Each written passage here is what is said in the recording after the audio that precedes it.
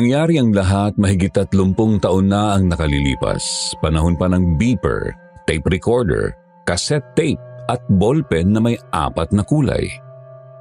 Panahon din yon na mas marami akong takot kaysa tapang, pero kailangan kong kayanin.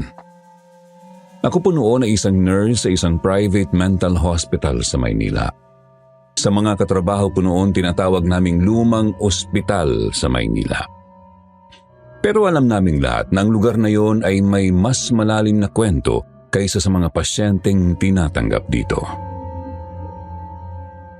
Ang ospital na yon ay hindi kasing laki ng mga karaniwang ospital. Isa lamang itong lumang bahay na ginawang pasilidad. Luma na ang buong istruktura, mga kahoy na dingding, malulutong na sahig na sa bawat hakbang mo ay tila may humihinga sa ilalim. Kisame na may bakas ng tubig ulan at bintanang halos burado na ang salamin sa kapal ng alikabok. 2 palapag lamang ito ngunit laging punong-puno ng pasyente. Ang pasilidad ay may 5 kwarto para sa mga may kaso, isang maliit na pharmacy, isang lamesang para sa records at isang banyo na laging barado. Sa dami ng pasyente, hindi sapat ang espasyo. Minsan napipilitan kaming maglatag ng kutsyon sa sahig para lang may mahigaan ang mga bagong dating. Iba't ibang anyo ng sakit sa pag-iisip ang dinadala sa amin. Mula sa mga tahimik lang na nakatitig sa isang sulok hanggang sa mga tila may kausap na hindi namin nakikita. Pero sa lahat ng ito, tiniis ko. Hindi lang dahil sa propesyon kundi dahil ako ang breadwinner ng aming pamilya. Bunso ako sa 5 magkakapatid pero ako ang naiwan sa Maynila para magtrabaho. Ang tatay ko, walang trabaho. Si nanay palaging sakitin. Ang mga kapatid ko may kanya-kanya ng buhay. Wala akong ibang aasahan kundi sarili ko. Kaya kahit pagod, kahit natatakot ako sa gabi, kahit pa sa tuwing mag-isa ako sa shift ay pakiramdam ko may sumusunod sa akin. Tinitiis ko. Ang mga gabi sa trabaho ay hindi kailanman ganap na tahimik. Lagit-laging may pasyenteng umiiyak. May sumisigaw, may tumatawa ng mag-isa. Sa una nakakatakot pero habang tumatagal, nasanay na rin ako. Hanggang sa dumating ang isang gabi na hindi ko makakalimutan. Nung gabing yon, ako ang naka-assign sa night shift. Wala akong kasama sa mga ward dahil yung isang nurse ay umabsent at yung isa na may nasa pharmacy. Sa oras na yon, inikot ko ang mga kwarto para i-check ang mga pasyente. Sa labas ay umuulan kaya mas malakas ang mga tunog, ang mga patak sa bubong, ang langit-ngit ng kahoy at ang mahahabang ugong ng hangin mula sa bintana. Tahimik ang lahat. Isa-isa kong binilang ang mga pasyente, siniguradong nakakandado ang mga pinto at may sapat na gamot ang bawat isa. Wala akong napansing kakaiba maliban sa bigat ng pakiramdam sa hallway. Parang may nagmamasid mula sa likod, ngunit wala akong nakita nang lingunin ko ang paligid. Pagkatapos ng rounds, dumaan ako sa tinatawag naming break room. Isa lang itong dating storage area na ginawang pahingahan. May maliit na bentilador, isang upuang bakal at lamesang may termos at tinapay. Naupo ako saglit para uminom ng tubig. Ramdam kong pawis na pawis ako kahit malamig ang paligid. Maya-maya pa nagpasya akong mag-check ulit sa room 3 dahil parang may gumalaw kanina roon habang paalis ako. Nang makarating ako sa room 3, napansin kong bukas ang ilaw sa loob. Nagtaka ako dahil patay lahat ng ilaw nang iwan ko ito kanina. Lumingon ako sa hallway. Walang tao. Marahan kong binuksan ang pinto at pagpasok ko sa loob biglang bumigat ang hangin. Ang kwarto ay walang tao. Wala roong pasyente dahil ito'y ginagamit lang kung puno ang ibang silid. Ngunit sa sandaling yun parang may naiwan doon. Isang bagay na hindi ko makita. Tumalikod ako para lumabas muli, ngunit hindi ko na mabuksan ang pinto. Nailak ito mula sa labas o parang kusa itong sumara. Pinilit kong itulak pero wala. Wala ring sumasagot kahit katok ako ng katok. Ilang segundo lang ang lumipas pero tila napakatagal. Bumilis ang tibok ng puso ko. Tumingin ako sa paligid ng silid. May luma ng kama sa sulok, may basag na salamin sa dingding at isang silyang kahoy na nakatalikod. At sa isang iglap, naramdaman ko ang malamig na hininga sa batok ko. Parang may dumikit sa balat ko pero wala akong maramdaman na tao. Tumayo ang balahibo ko. Nanigas ang buo kong katawan lalo na nang mamatay ang ilaw. Maya-maya pa'y bumukas ang ilaw pero hindi maayos ang sindi. Nagpe-flicker ito at sa bawat kisap, para bang may anino sa sulok ng silid na papalapit sa akin. Hindi ko na kinaya. Napalhod ako sa gilid ng pinto. Pinikit ko ang aking mga mata. Hindi ako nanalangin, hindi ako sumigaw. Tumigil lang ako at nanahimik. At pagkatapos ng ilang minuto, bumukas ang pinto. Walang tao sa labas, walang tunog pero ramdam kong hindi ako nag-iisa. Simula ng gabing yun, Sir Jupiter, parang may nabuksang pinto sa ospital na hindi na muling naisara. Hindi literal na pinto, kundi yung uri ng espasyong minsang mapakialaman mo ay guguluhin ka na ng kung anong hindi matahimik. Simula nang makulong ako sa kwarto, nag-iba na ang ikot ng gabi. Ang katahimikang dati ay nakasanayan ko biglang naging dahilan para manindig ang balahibo ko sa tuwing lumalalim ang gabi. Nang gabing yun din, matapos akong makalabas ng kwartong yun, bumalik ako sa break room. Doon ko lang naramdamang nanginginig ang kamay ko, pati ang mga tuhod ko'y parang nawalan ng lakas. Ayoko sanang isipin yun, Sir Jupiter. Sinabi ko pa sa sarili ko na baka pagod lang ako. Kulang sa tulog, puyat o baka gutom lang. Sinubukan kong uminom ng tubig. Pinilit kong kalmahin ng sarili ko. Pero kahit anong gawin ko, hindi mawala sa pakiramdam ko na tila may nakamasid sa akin. Kinabukasan, hindi ko agad sinabi sa mga kasama ko. Pinilit kong ituring na isa lang yung malikot na imahinasyon. Pero sa loob-loob ko, may bahid ng takot na hindi ko may paliwanag. At hindi ako nagkamali. Pagkatapos ng ilang araw habang naka-duty ako sa gabi, napansin ko ang pintuan ng room 2 na paulit-ulit na bumubukas at sumasara ng kusa. Una akala ko may pasyente lang na hindi mapakali o kaya naman ay nagwawala. Pero nang sumilip ako sa loob nito, mahimbing ang tulog ng lahat. Walang galaw, walang naglalakad. Pero sa tuwing lalayo ako, bubukas ulit ang pinto, dahan-dahan, parang sinasadya. Tapos sasarado, tapos bubukas ulit. Wala akong nakikita, Sir Jupiter. Pero alam kong may gumagalaw ng pinto, pero wala naman akong nakita na gagawa nun. Kaya't inisip ko na baka hangin lang. Minsan naman habang nililinis ko ang hallway bandang 2:00 ng madaling araw, biglang gumagalaw ang mga hospital bed sa kabilang silid. Yung mga gulong nito ay kalawangin na at mabigat pero gumagalaw ito. Umaatras abante na parang may nakaupo at sumasandal-sandal. Tinapangan ko ang loob ko at tiningnan ito. Walang tao. Pero nakita ko mismo kung paano ito dumausdos ng ilang pulgada kahit walang hangin, kahit walang tumutulak. Simula noon, pilit ko nang iniiwasan ang mga silid kapag ganoon na ang oras.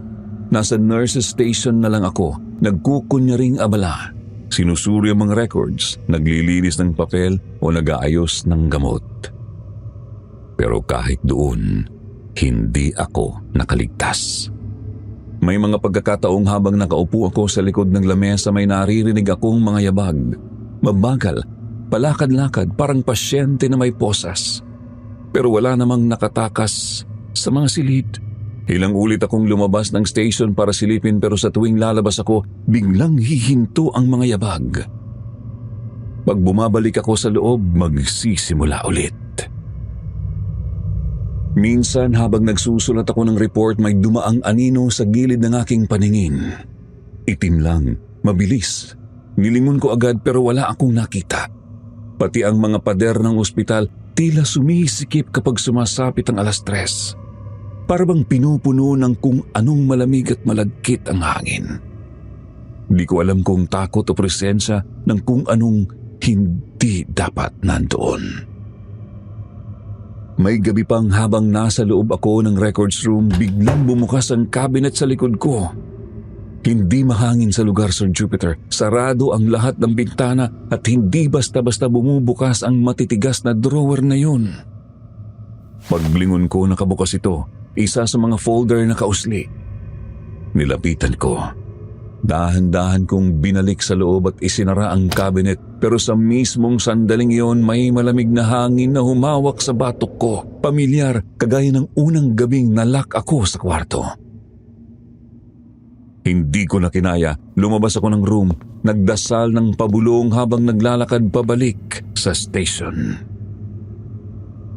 At habang naglalakad ako, ang mga ilaw sa hallway ay nagsimulang mag-flicker. Isa-isa na parang sinusundan ako. Tapos tumigil ako saglit. Napansin ko ang isang pintong unti-unting bumubukas kahit walang humahawak. Napatitig ako at tumigil ang oras. Bumukas ito hanggang kalahati. Dahan-dahan tapos biglang sumara ng malakas. Umingay ang buong pasilyo at nag-echo. Tumindig ang balahibo ko sa leeg. Pero kahit ganoon, wala pa rin nagpapakita. Wala akong nakikitang mukha. Wala akong aninong malinaw. Pero ang presensya, nandoon, malinaw, ramdam ko kahit hindi ko nakikita. At sa tuwing babalik ako sa station, lagi na lang may nawawalang gamit. Isang beses, nawala ang ballpen ko. Sumunod ang wristwatch. Nang sumunod ng gabi, ang susi sa break room. Kalaunan natagpuan ko ang lahat ng yon sa isang lumang drawer na matagal nang hindi ginagamit. Wala akong ideya kung paano napunta roon. Wala ring ibang tao maliban sa akin at isang helper sa kabilang wing na hindi naman lumalapit sa area ko. Isang gabi matapos ang rounds habang papunta ako sa banyo sa dulo ng pasilyo, may naramdaman akong gumalaw sa itaas ko. Parang may gumapang, parang kamay, pero ayokong tingnan. Pinilit kong tapusin ang pag-ihi at bumalik agad sa station. At doon, Sir Jupiter, doon nangyari ang hindi ko inasahan. Habang nakaupo ako sa likod ng station, biglang natahimik ang buong ospital. Walang tunog, walang ingay, ni wala akong marinig na tunog ng electric fan o patak ng tubig mula sa lumang gripo. Lumingon ako sa hallway. At mula roon mahinang iyak na paungol. Kasunod noon, isang malakas na sigaw pero hindi galit, kundi puno ng takot. Hindi ko matukoy kung kanino ang boses. Dahil garalgal at nakakarindi. Tiningnan ko ang wall clock, 3:30 ng madaling araw. Huminga ako ng malalim, saka ako tumayo. At habang papalapit ako sa hallway, lalong lumalakas ang iyak at lalong lumalapit ang sigaw. Hanggang sa paglapit ko doon, bigla akong nakarinig ng tila isang kuko na kumakalmot sa dingding at sobrang nakakarindi. "Tama na!"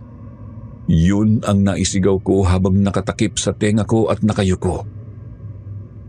Sir Jupiter, kung iniisip ng iba na kapag nakalabas na ako ng ospital ay makakahinga na ako ng maluwag, gusto kong sabihin sa inyo mas bumibigat pa nga ang pakiramdam sa tuwing umuuwi ako sa amin. Wala pa akong tulog noon, kagagaling lang sa night shift. Pagod ang katawan at bugbog ang isip ko sa mga nakita at naramdaman ko sa trabaho. Gusto ko lang sana'y makauwi, makaligo, makakain ng mainit na kanin at makatulog kahit ilang oras man lang.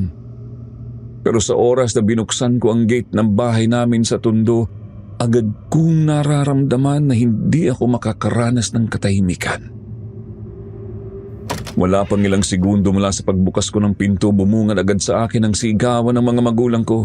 Malalalim ang hininga ni nanay habang sinisigawan si tatay. Si tatay naman ay sumisigaw pabalik, may hawak na tansa na ginagamit niyang pamato sa pusoy.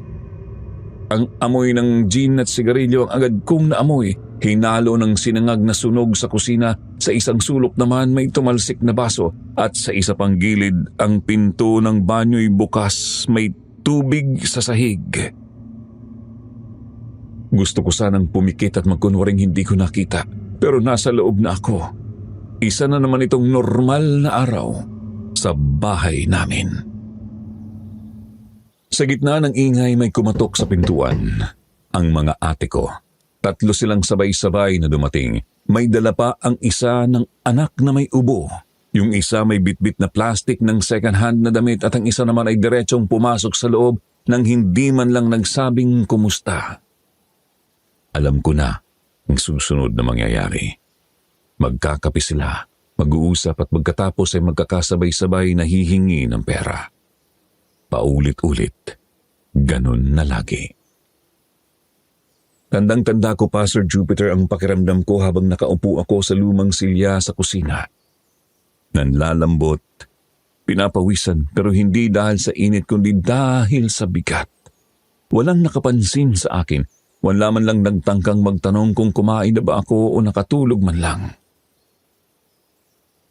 Ako si Clea, ang nurse, ang tagapuno at ang provider ng pamilya. Wala akong anak, wala akong asawa at sa paningin nila ako ang may obligasyong sumalo ng lahat. Si tatay narinig kong binanggit na naubos na naman daw ang pera niya sa sabong. Hindi ko na binilang kung pang-ilang ulit niya na yung sinabi. Si nanay naman habang sinisigawan siya ay nag-aayos ng mga pinggan sa lababo pero alam kong panay ang luha. Hindi natatahimik sa bahay namin, Sir Jupiter. Kahit konting kibot, puro sigaw. Pumasok ako sa silid ko. Isinara ko ang pinto. Umupo ako sa kama at tinitigan ang sirang bentilador na pilit ko pa ring pinapaikot kahit kalawangin na. Isinandal ko ang likod ko sa pader at pumikit. Tumakbo sa isip ko ang ospital. Mas magulo nga bang talaga ang bahay kaysa sa trabaho ko? Mas gusto ko pa minsan ang boses ng pasyente na umiiyak ng walang dahilan kaysa sa mga sigaw sa bahay namin na alam kong may dahilan. Pero walang gustong lumutas. Ilang oras din akong nakapikit. Hindi tulog, pero lutang. Hinayaan ko lang na matabunan ako ng init ng silid at lamig ng inip. Doon ko na-realize ang buhay ko sa labas ng ospital ay masikip din. Kahit walang rehas. Wala pang ilang minuto tumunog ang telepono ko. Napabalikwas ako ng bangon, agad kong sinagot at galing yun sa trabaho ko. Pinapapasok daw ako, may emergency, may nangyari at kailangan daw ng karagdagang staff. Hindi na ako nagtanong, agad akong nagbihis kahit masakit pa ang mga talampakan ko. Iniwan ko ang bahay nang hindi nagpapaalam kahit may narinig akong pabulong na komento mula sa isa kong ate. Si Clea laging takas. Sumakay ako ng jeep at habang umaandar ito sa kahabaan ng Rizal Avenue, napansin kong mas tahimik pa ang kalsada kaysa sa bahay namin. Tahimik pero may bigat, parang may paparating. Pagkarating ko sa ospital, madilim ang paligid. Hindi kagaya ng normal na duty. Walang staff sa labas, walang bantay at ang ilaw sa lobby ay nag-flicker. Pinindot ko ang bell, pero walang nagbukas. Pumasok ako gamit ang susi ko. Tahimik ang buong ground floor. Naisip kong baka nasa taas ang mga staff. Sumilip ako sa station, walang tao. Naglakad ako papunta sa hallway. Wala pa ring tao. Hindi ako sigurado kung nasaan ang lahat, pero tila walang emergency na nangyari. At doon ko narinig ang sumunod na gumambala sa akin. Isang boses, mahinang tinig na tila nakikisuyo sa akin. Clea? Tumigil ako sa paglalakad. Napalingon ako sa paligid at wala namang tao pero narinig ko ulit. Clea, tulungan mo ako. At doon ko napagtanto na hindi tao ang tumawag sa akin dahil wala naman ang mga katrabaho ko ng oras na yon. Sir Jupiter, aaminin ko noong mga oras na yun gusto ko na sanang umuwi. Wala akong natagpuan o nadatnan na emergency. Wala ring staff na humingi ng tulong. Malinaw sa akin na may kung anong kakaiba ang nangyaring tawag. Ngunit habang paalis na ako, tinatahak ko na ang hallway patungong main door, muling natahimik ang buong gusali. Parang sinadya, parang pinipigil ako sa bawat hakbang paalis. At doon ko na narinig mula sa itaas, sa ikalawang palapag, isang boses, manipis, mahinahon at halos parang nagmamakaawa. Tumatawag sa pangalan ko. Hindi sigaw, hindi rin ungol. Isa itong malinaw, malamig at matalim na pagtawag na parang kilala ako, parang kailangan ako. Hindi ko na dapat nilingon, Sir Jupiter. Hindi ko na dapat pinansin. Pero sa pagiging nurse ko, hindi ko kayang baliwalain ang tinig na humihingi ng saklolo kahit gaano pa yon ka nakakatakot na sitwasyon. Umakyat ako ng hagdan. Sa bawat hakbang ko, mas lalong lumalakas ang pakiramdam na hindi ako nag-iisa. Tila sinusundan ako ng hangin o anino o presensya.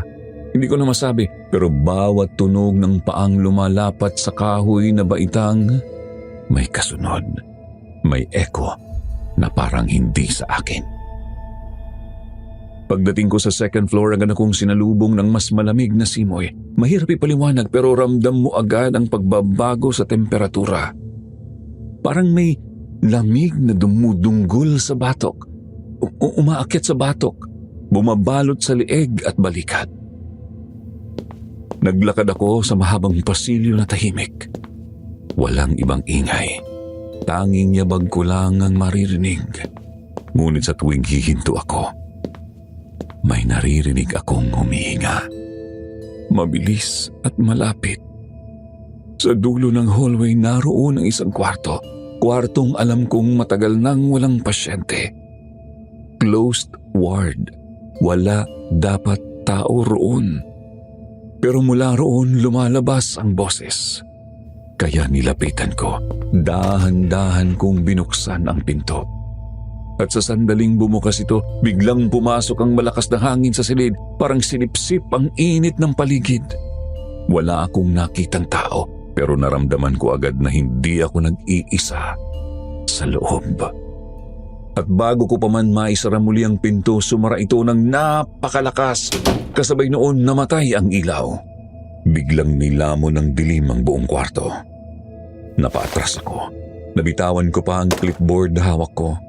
Umalingaw-ngaw ang tunog nito sa sahig pero hindi yun ang nagpabilis ng tibok ng puso ko. Ang nakakatakot, Sir Jupiter, ay ang katahimikan. Wala akong marinig. Wala akong makita.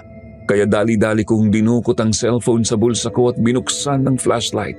Sa kislap ng ilaw lumabas ang mga detalye ng silid.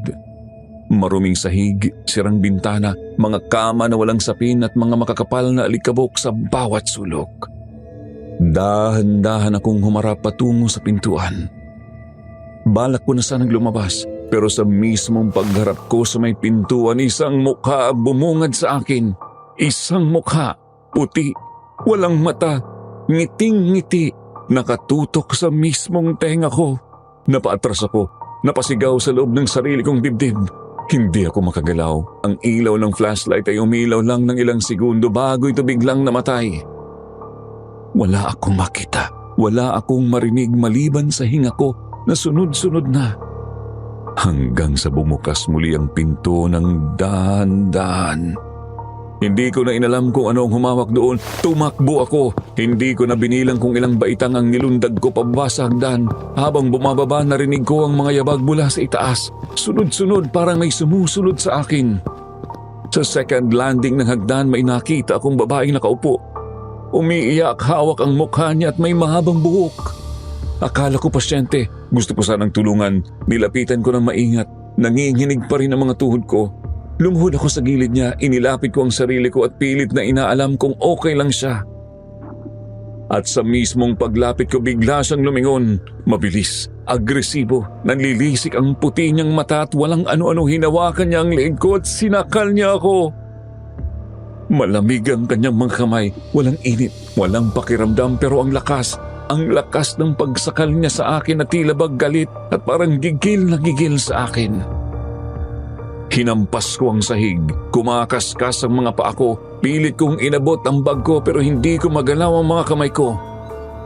At sa isang iglap, tumigil siya.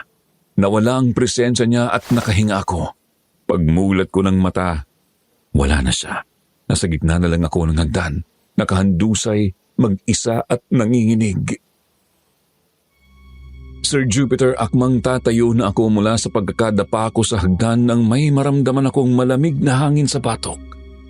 Hindi yung karaniwang dampi ng hangin galing sa bintana, kundi yung parang paghinga ng isang bagay na hindi ko nakikita. At bago ko pa maihakbang ang paa ko, may tumulak sa akin. Wala akong nakita. Wala akong narinig pero ang katawan ko nahulog pababa. Ramdam ko ang pagbagsak ng katawan ko sa matigas na simento. Saglit lang ang lahat pero parang bumagal ang oras. Tumama ang likod ng ulo ko at kasabay noon parang nawala ang lahat ng tunog. Parang nalunod ako sa katahimikan. Nang imulat ko ang mata ko, nasa ward na ako. Malamig ang paligid. Namoy ko agad ang amoy ng alkohol, liniment at kaunting ihi ng pasyente. Pamilyar na pamilyar pero may kakaibang bigat. Nilingon ko ang gilid ng kama. Nandoon sila, ang nanay at tatay ko. Pero hindi sila nag-aalala. Hindi sila umiiyak kundi nagtatalo sila sa tabi ko mismo. Sa puntong parang hindi nila namamalayan, naggising na ako. Hindi ko naintindihan lahat ng mga sinabi nila pero naramdaman ko agad ang pamilyar na inis. Parang bumalik ulit ako sa loob ng bahay namin. Sigawan, sisihan at mura. Ibang araw lang, ibang lugar. Pero sila pa rin. Walang ginawa kundi mag-away. Napaupo ako sa kama. Mahina pa ang katawan ko pero mas malakas ang init ng loob ko. Hindi ko sila kinausap, hindi ko sinabi na muntik na akong mamatay sa takot. Hindi ko ibinahagi na may humawak at tumulak sa akin dahil alam ko naman at ramdam ko na wala naman silang pakialam. Tumayo ako at diretsong lumabas ng ward.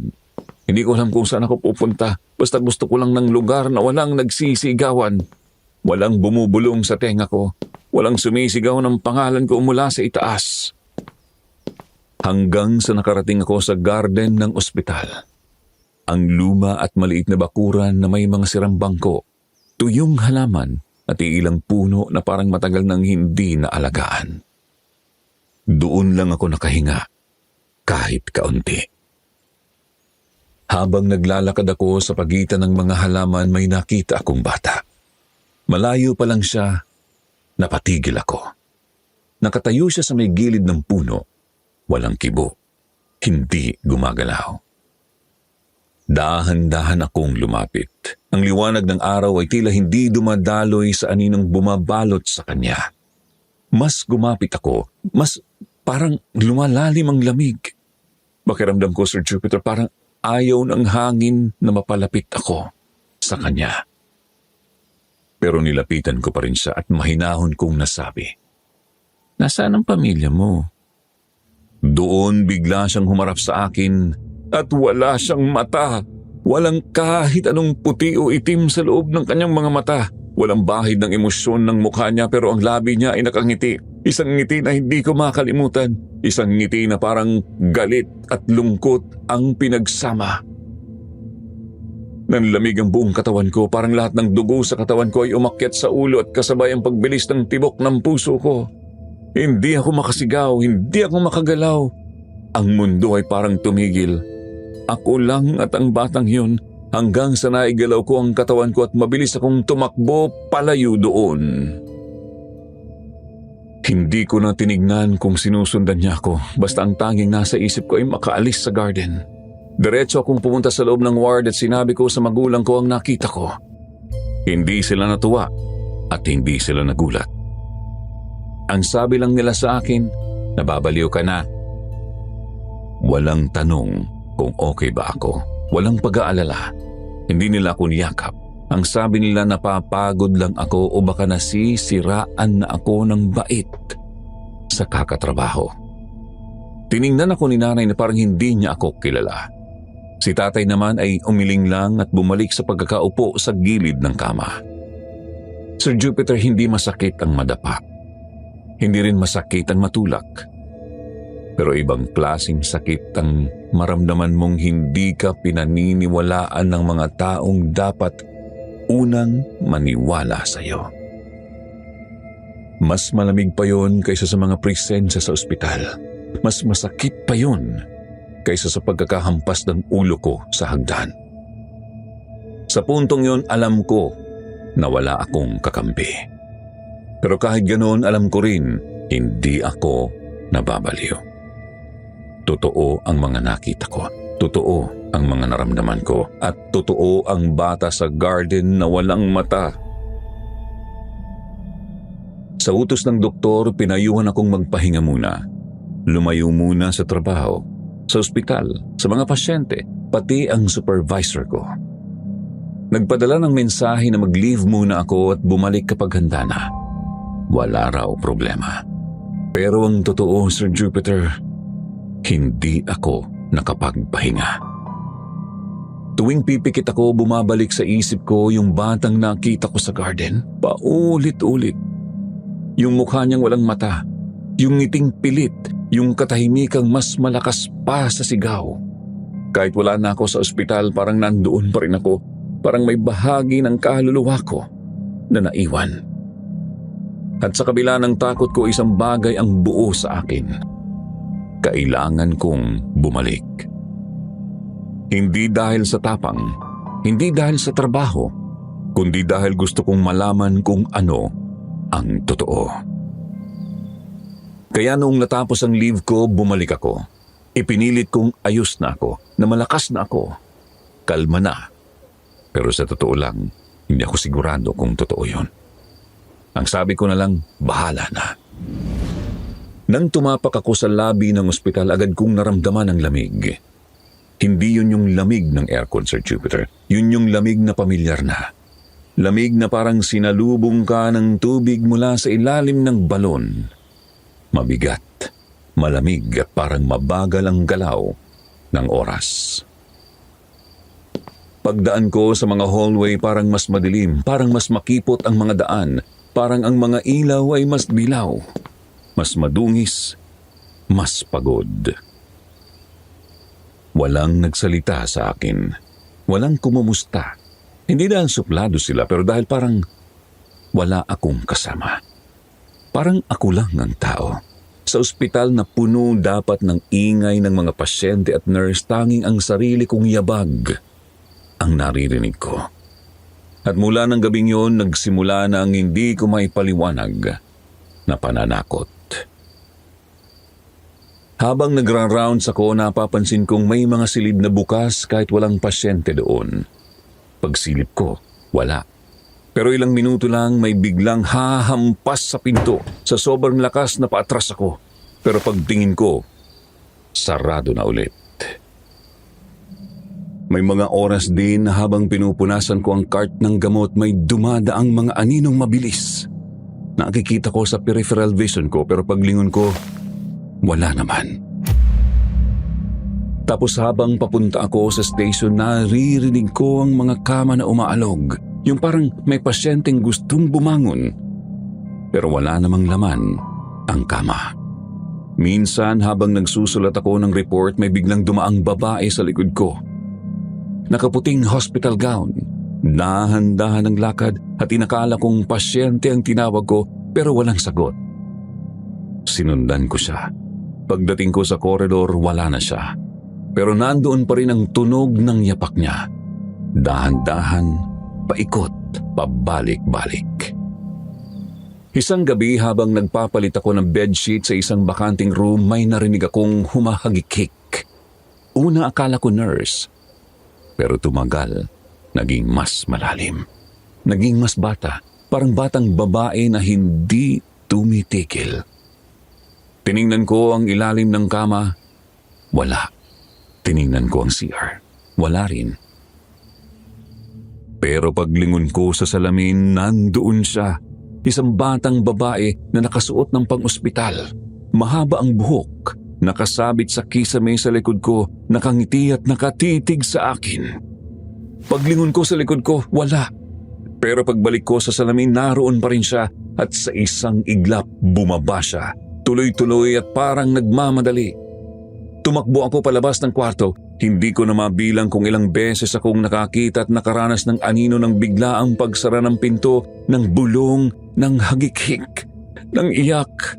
May isang gabi pa nga habang nakaupo ako sa station, lahat ng ilaw ng hallway sabay-sabay na namatay. Tanging ang fluorescent light sa ibabaw ko ang naiwang bukas. At sa dilim ng paligid unti-unting lumalapit ang mga aninong hindi ko maipaliwanag. Hindi sila pasyente, hindi rin staff, parang multong sabay-sabay na lumalapit. At nang mangyari yun, napayuko na lang ako at napadasal. Sir Jupiter, sa mga oras na yun gusto ko nang tumakbo palabas pero ang katawan ko parang nakapako. Hindi ko magalaw ang mga paa ko at hindi ko rin maibuka ang bibig ko para humingi ng tulong. Hanggang sa mismong harap ko tumigil ang isa sa kanila. Isang babae na may dugo ang mukha. Nakasuot dugo ang uniforme at nagsalita siya. Pero hindi ko marinig, tila ba tinatakpan ng tenga ko. Hanggang sa isang salita ang bumulong sa mismong tenga ko. Kasalanan niyo ito. At doon ko naisip, bakit ako? Bakit ako lang ang nakakakita? Bakit ako lang ang sinusundan? Sir Jupiter, isang gabi habang naka-duty ako, pinilit kong ituon ang sarili sa trabaho. Kinuha ko ang chart, nagsimulang mag-round, isa-isa kong sinilip ang mga pasyente. Tahimik ang ward, wala akong ibang naririnig kundi ang tunog ng electric fan, ang mahihinang hilik ng mga natutulog at ang pagsayad ng rubber soles ng sapatos ko sa tiles. Hanggang sa napatingin ako sa dulo ng hallway. May room doon na bihirang gamitin. Luma na ang pinto, minsan ginagawang storage, minsan pinaglalagyan ng mga gamit na hindi na ginagamit. Pero sa pagkakataong yun may nakita kong nakasilip sa bintana ng kwartong yun. Babae, mahaba ang buhok, maputlang mukha, nakatitig lang siya sa akin mula sa likod ng salamin. Hindi siya gumagalaw, hindi siya kumukurap, nakalapat lang ang mukha niya sa mismong salamin. Napahinto ako, pinilit kong isipin na baka isa lang yun sa mga bagong pasyente o baka nurse, na baka anino lang. Pero habang tumatagal, pakiramdam ko hindi siya pasyente o nagtatrabaho sa ospital, kaya lumapit ako. Isa, dalawa, tatlong hakbang. Habang papalapit ako, nananatiling nakatitig sa akin ang babae. Hindi siya gumalaw. Hindi siya umatras, parang hinihintay niya ako. At nang makarating ako sa mismong tapat ng bintana, wala na siya.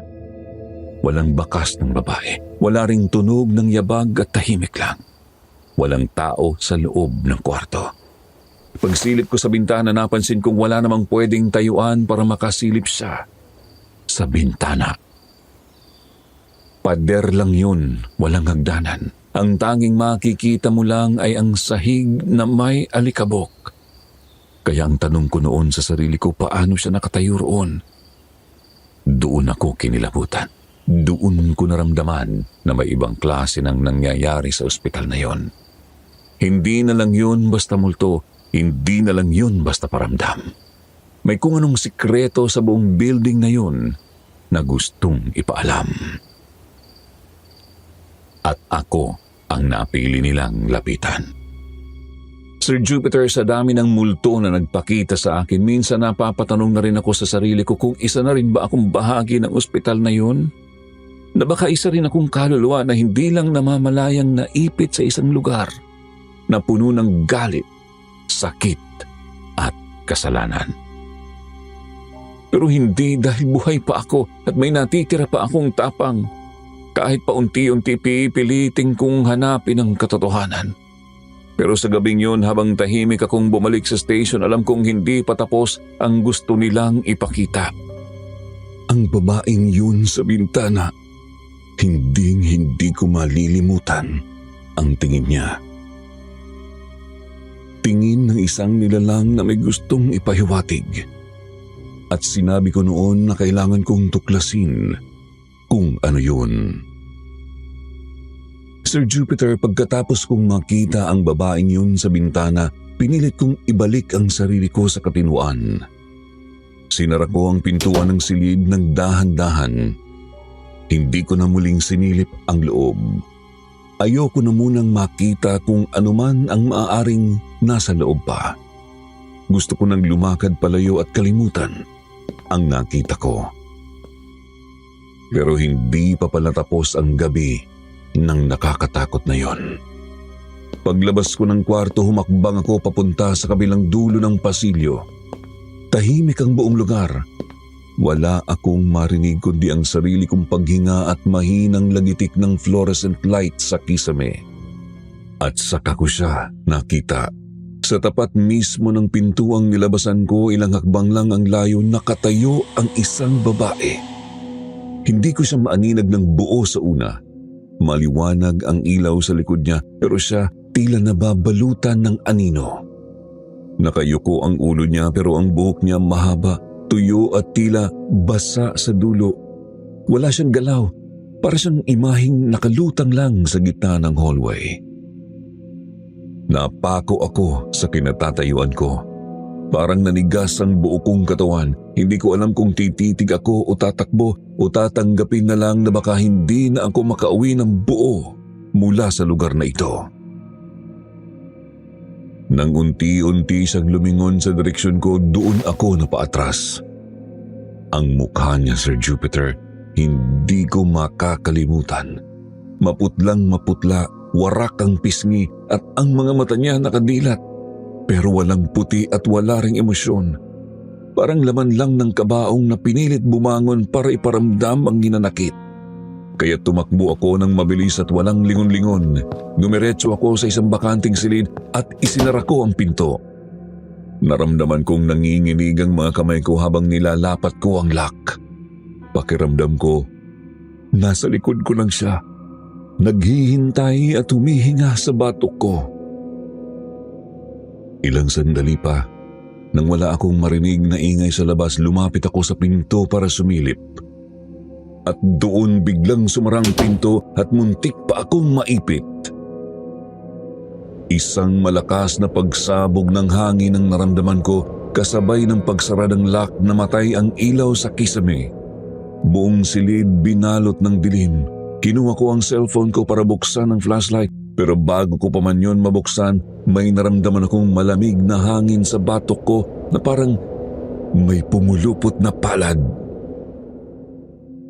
Napamura ako sa isip ko. Bukas ang flashlight ng cellphone, ngunit hindi yun sapat para tanggalin ang panginginig ng laman ko. Habang nakatayo ako sa gitna ng silid, isang ingay ang pumunit sa katahimikan. May biglang sumigaw ng sobrang lakas, kaya naman napaupo ako at napatakip sa aking dalawang tenga. At ilang sandali ang lumipas, isang hospital bed sa dulong bahagi ng kwarto ang unti-unting gumalaw. Napaatras ako. Tinitigan ko yun ng buo at ang katawan kong balot ng lamig ay nanginginig. Hindi lang basta gumalaw ang kama, dahan-dahan, parang binubuhat ng hindi nakikitang kamay, at habang nasa area ito, nagsimula itong umikot. Mabagal sa una tapos pabilis ng pabilis. Hindi ko alam kung umiiyak ako o hinihingal o pareho ng oras na yun. Hindi ko na matandaan kasi halo-halong emosyon na ang naramdaman ko nung oras na yun. Napasandal ako sa pader habang pinagmamasdan ang imposibleng bagay na yun sa harapan ko. At bago pa ito bumagsak pabalik sa sahig, biglang bumukas ang pinto. Walang tunog, walang multo, pero alam kong sinadyang buksan yon at alam kong binibigyan ako ng pagkakataong makaalis. Tumakbo ako palabas at paglabas ko ng silid, wala na ang babae sa pasilyo, pero ang mga ilaw sa koridor ay patay-sindi pa rin, tila nagbabala ng mas malalim pang panganib. Hindi na ako nagdalawang isip. Tumakbo ako pababa sa hagdanan patungo sa labas ng lugar na yon. Pero sa mismong dulong hagdan, may nakita na naman ako. Isang babae nakaupo, hawak ang ulo, umiiyak. Muli kong pinilit ang sarili kong maniwalang pasyente yon na baka kailangan niya ng tulong at baka sa gitna ng lahat ng gulo sa isip ko may isa pa akong magagawa bilang nurse. Lumapit ako dahan-dahan. Inabot ko ang kamay ko sa balikat niya at saka siya lumingon. Mukha ng isang patay ang bumungad sa akin. Walang itim ang mata. Wasak ang gilid ng mukha at bago pa ako makakilos, inilapit niya ang sarili niya sa mukha ko. Hindi ko halos marinig ang sarili kong hininga. Hindi ko na rin maramdaman ang katawan ko. Pilit akong gumalaw pero wala akong lakas at sa huling saglit bago ako nawalan ng malay, isang malakas na puwersa ang tumama sa likod ko. Isang wheelchair. At pagkatapos ng lahat, wala na akong maalala dahil nawalan na ako ng malay. Sir Jupiter, pagdilat ng mga mata ko, hindi ko agad naintindihan kung nasaan ako. Maliwanag ang paligid pero hindi yun ang ilaw ng ospital. May mabangong amoy ng mainit na luya at sabaw sa paligid. Humaplos sa akin ang malamig na hangin mula sa bintana. Doon ko napagtantong nasa bahay na pala ako. Sa gilid ng kama nakaupo ang mama ko. Nakayuko siya, parang matagal nang gising at matagal na akong binabantayan. Halos hindi ko makilala ang sarili ko sa pakiramdam ko noon. Parang ang bigat ng katawan ko, pero mas mabigat ang isip ko. Naupo ako ng dahan-dahan, pilit nilalabanan ang hilo at bigla ang pag-ikot ng paligid. Nang tanungin ko ang mama ko kung ano ang nangyari, wala siyang sagot. Nagkimit balikat lang siya at sinabihan akong magpahinga muna. Pero hindi ko kayang manahimik. Alam kong may nangyari sa akin. Hindi yun ordinaryong pagkahimatay lang. Hindi lang ako basta napagod. May ibang puwersang gumalaw sa gabing yun at alam kong hindi lang ako ang may alam nito. Kaya pinilit kong isa-isahin ang mga alaala sa utak ko. Ang babaeng nakasilip sa bintana, ang nakangiting mukha sa kadiliman, ang pasyenteng umiiyak sa hagdan, ang hospital bed na lumutang sa ere at ang boses sa mga pader at higit sa lahat ang bagay na humampas sa likod ko. Bawat alaala ay parang kutsilyong pilit bumabaon sa isip ko. Kaya nang makumpirma ko na hindi pa naginip ang lahat, sinabi ko sa mama ko na ayoko nang bumalik sa ospital na yun. Sabi ko baka mabaliw na ako kung magtatagal pa ako roon. At kung hindi pa baka isa sa mga gabing yun ay magising na lang silang patay na ako. Nakita ko ang takot sa mga mata ni mama. Hindi ko alam kung natakot siya sa sinabi ko o sa katotohanan ng alam niyang totoo ang nararamdaman ko. Hinawakan niya ang kamay ko. Mahigpit pero walang sinabi kundi, magpahinga ka na muna, saka na tayo mag-usap kapag okay ka na. Pero paano ako magiging okay, Sir Jupiter? Araw-araw binabalikan ako ng mga nakita ko. Kahit nakapikit ako, bumabalik sa isip ko. Ang mga sigaw, ang mga yapak, ang mga aninong walang muka. Hindi ko alam kung sa isip ko lang sila. Pero alam kong hindi ako nababaliw. Hindi ako nababaliw dahil may katotohanan sa likod ng ospital na yon. May mga kwento, may mga kaluluwang hindi matahimik. May mga lihim na hindi pa nabubunyag. Minsan iniisip ko baka ako ang pinili nilang tumulong sa kanila. Baka ako ang dapat makarinig o baka ako lang ang may lakas ng loob na umamin na may masama sa lugar na yon. Pero sa huli sinabi sa akin ng mama ko, kung hindi raw ako matahimik at pakiramdam ko ay hindi ako ligtas sa trabaho ko, umalis na lang ako. Wala siyang sinabing mas mabigat pa roon, pero sapat na ang mga salitang yun para matahimik ako. Ilang segundo lang, pero sa mga segundo rin yun, napagtanto kong hindi ko kailangang isugal ang sarili kong buhay para sa trabaho, para sa tungkulin, para sa isang institusyong ni minsan ay hindi nagtangkang iligtas ako sa sarili nitong kadiliman. Walang pasigaw, walang pilit. Isang simpleng tanong lang mula sa ina ko at nayanig ang paniniwala kong kakayanin ko pa. Tahimik akong napatitig sa kisame ng silid ko. Hindi ako umiiyak pero para akong nauupos. Para akong kandilang nauubos at unti-unting nawawalan ng liwanag. Sir Jupiter, matapos ang gabing yun, ang gabing hindi ko na tinapos ang shift ko sa ospital at basta na lang akong umalis, tuliro at nanginginig. Hindi na ako muling bumalik. Nagpasya na ako na magre-resign na ako. Para sa ibang tao, simpleng desisyon lang yon, pero para sa akin, isa yung matinding pagtalikod. Hindi lang sa ospital, kundi sa sarili kong pangarap. Sa tungkulin ko bilang nurse at sa lahat ng pinaghirapan ko mula pa noong nag-aaral pa lang ako. Isang linggo akong nanatili sa bahay, halos hindi lumalabas ng kwarto. Tahimik lang ako, hindi ko alam kung paano sisimulan ulit ang buhay ko. Kung saan ako pupunta o kung kaya ko pa bang bumangon pagkatapos ng lahat ng naranasan ko. Hanggang isang gabi, nilapitan ako ni Mama. Tahimik ang mga hakbang niya. May bitbit siyang mainit na tsaa at isang kutsyon na inilapag niya sa tabi ko. Tumabi siya sa akin sa gilid ng kama at doon niya dahan-dahang ibinahagi ang kwento na hindi ko kailanman inaasahan. Sinabi niya sa akin na dati siyang nurse sa ospital kung saan ako nagtatrabaho. Opo, Sir Jupiter, sa mismong ospital na yon, ang dating masigla at idealistang si Mama, minsang naging bahagi rin ng madilim na kasaysayan ng ospital na yon.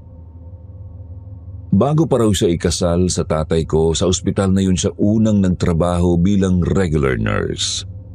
Doon niya raw unang naranasan ng matinding pressure, ang walang tulugang gabi at ang mga hindi maipaliwanag na nararamdaman tuwing tahimik ang lahat. Ayon sa kanya, hindi na bago ang mga paramdam. May mga kwarto raw talaga na iniiwasan ng mga staff.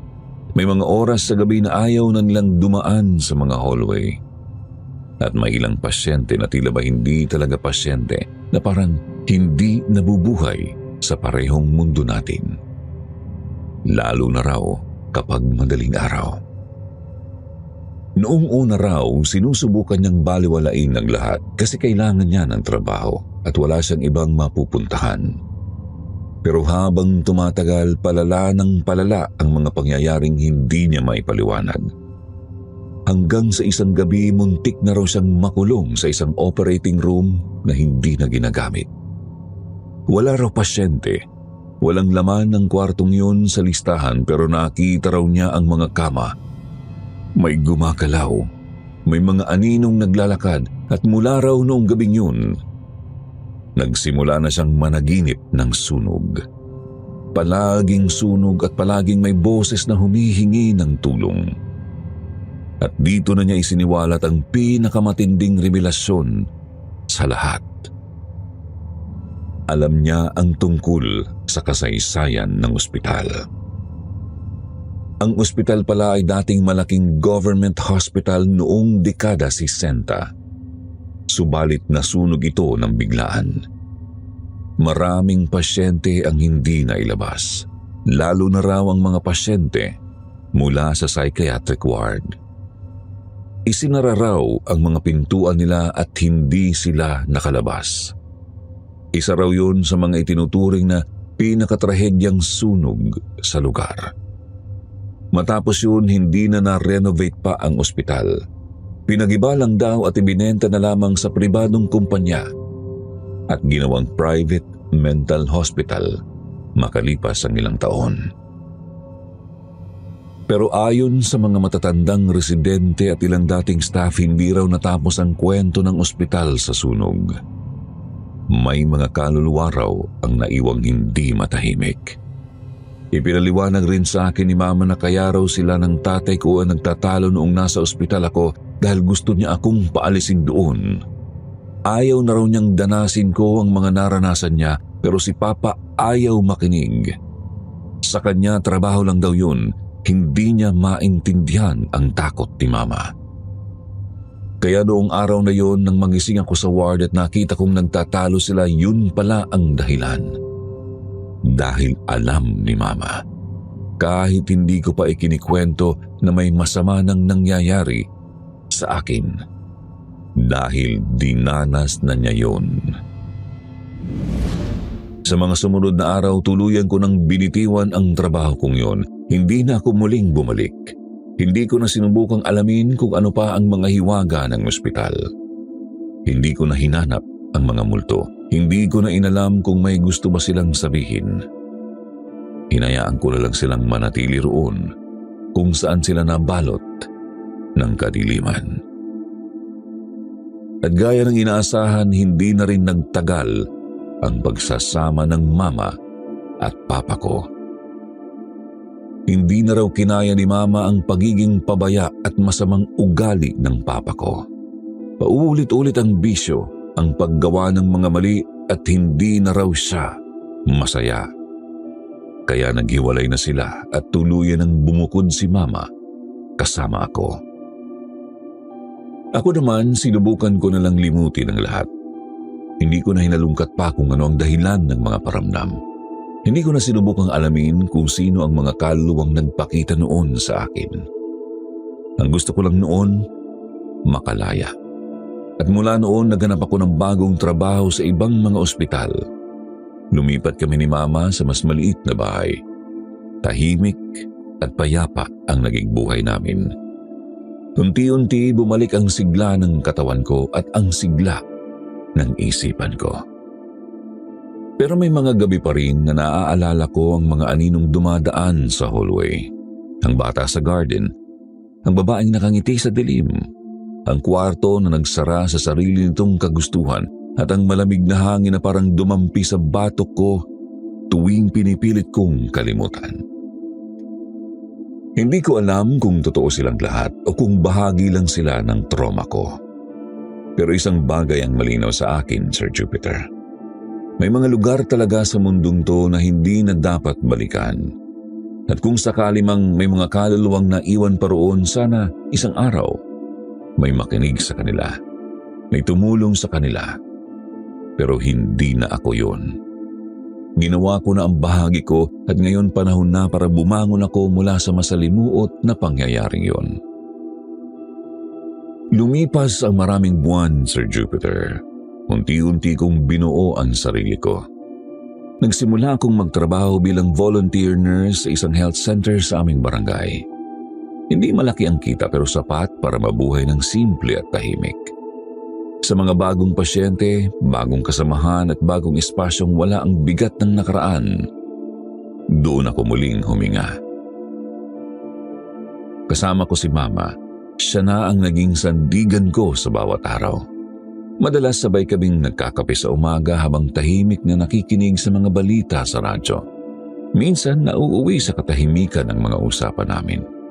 Pero sapat na yon, sapagkat sa katahimikan yun, pareho naming alam, pareho naming naranasan, at pareho naming piniling wag nang balikan. Hindi na namin binanggit pa ang ospital. Minsan hindi ko na sinubukang bumalik. Hindi ko na rin tinanong kung ano ang nangyari sa mga pasyente, sa mga bagong nurse o sa mga multong naiwan. Hindi ko na rin sinagot ang sarili kong tanong noon kung gusto ba nila akong kausapin o may mensahe ba silang gustong ipaabot. Kasi minsan, Sir Jupiter, hindi lahat ng tanong kailangang masagot. At minsan ang pinakamagandang sagot ay ang mismong paglayo. Pumipikit pa rin ako tuwing gabi. Dala ang mga alaala ng ospital. May mga gabi pa rin na bumabalik sa panaginip ko ang bata sa garden. Ang babaeng walang muka. Ang kwartong bigla na lang magsasara. Pero ngayon hindi na ako tumatakbo. Hindi na ako nagtatago. Tinanggap ko na lang na may mga pangyayaring hindi ko maipapaliwanag. May mga espasyong hindi ko kontrolado at may mga espiritu na maaaring umiikot pa rin sa mga lumang pasilyo ng ospital. Naghahanap ng liwanag o baka naghihintay pa rin ng katarungan. Pero ako, hindi na ako isa sa kanila. Hindi ako ang sagot sa mga tanong nila. Hindi ko responsibilidad ang mga sigaw na naiwan sa mga pader. Ang tanging sagot na hawak ko ngayon, kapayapaan. Kapayapaang pinili kong makamtan sa kabila ng mga alaala. Kapayapaang nilabanan ko sa bawat bangungot, sa bawat tanong, sa bawat takot na sumubok sirain ang katahimikan ng buhay ko ngayon. Ang mama ko, masaya na rin. Wala na si Papa at bagamat masakit yon para sa pamilya namin, unti-unti na rin naming tinanggap na may mga relasyon talagang hindi na mabubuo. Minsan ang tunay na pagmamahal ay makikita sa pagtanggap na hindi lahat ng bagay kayang ayusin.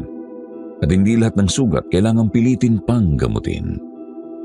Sir Jupiter, minsan naiisip ko kaya ko bang harapin ulit ang lahat kung mangyari ulit yun o tulad ng ginawa ko noon. Tatakbo ulit ako. Ngayon nais ko pong itanong sa inyo Sir Jupiter at sa lahat ng nakikinig sa kwento ko. Kung kayo ang nasa lugar ko, makikinig ba kayo sa mga sigaw na yun sa dilim? Susubukan niyo bang unawain, tulungan at alamin ang totoo? O mas pipiliin niyong talikuran ang lahat kahit pa alam niyong may mga kaluluwang naiwan, umaasa at naghihintay? Minsan kasi sa buhay natin hindi multo ang pinakamahirap harapin, kundi ang sarili nating takot, ang sarili nating alaala at ang multo ng mga desisyong pinili nating limutin. Maraming salamat Sir Jupiter at maraming salamat din po sa lahat ng nakinig.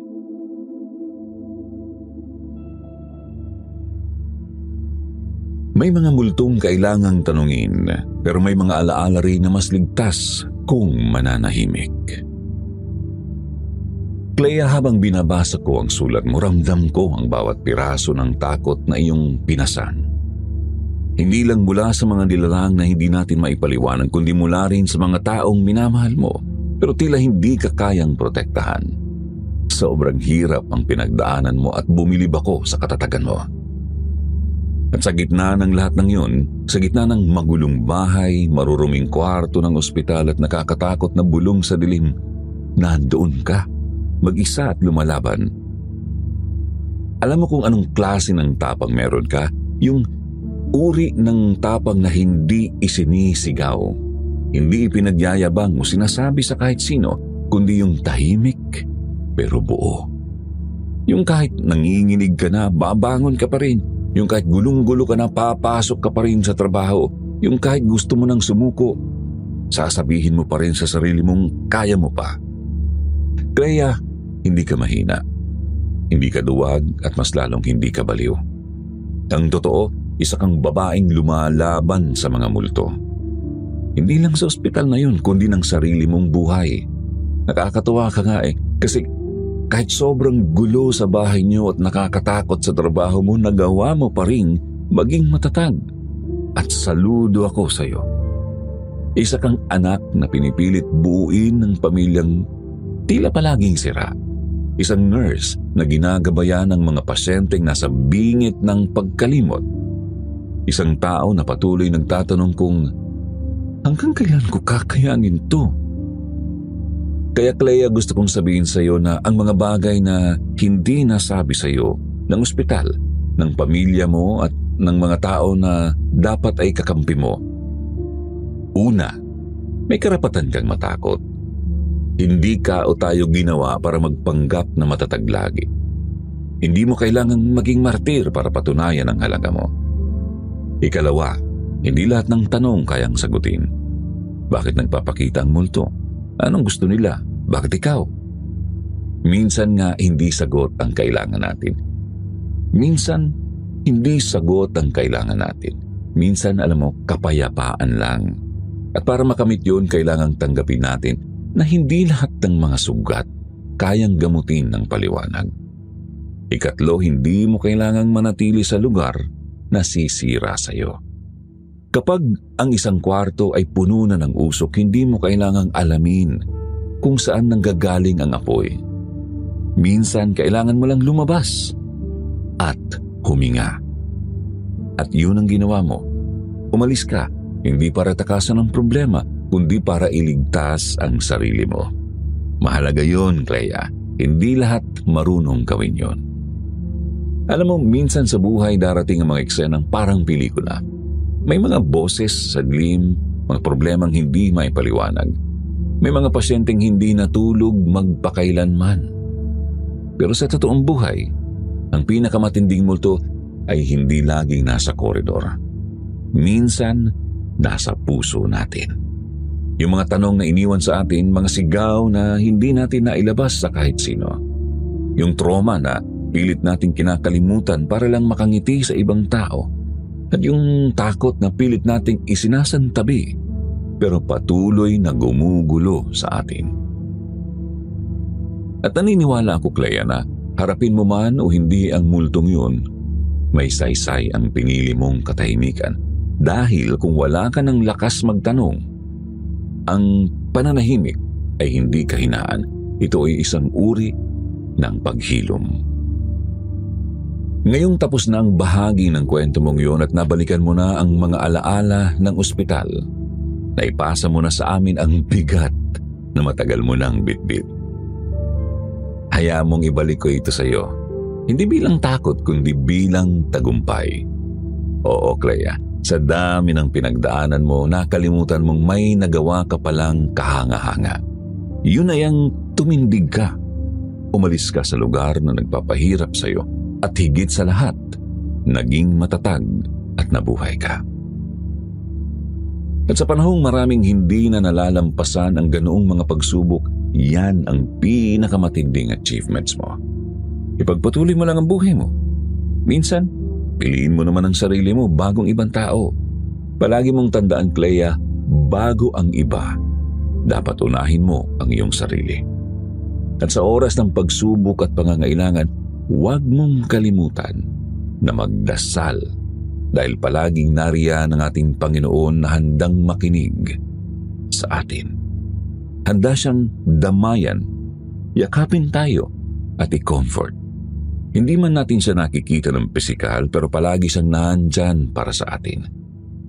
Kaya sa oras na makaranas ka ulit ng kapaguran o pag-aalinlangan, magdasal ka lang.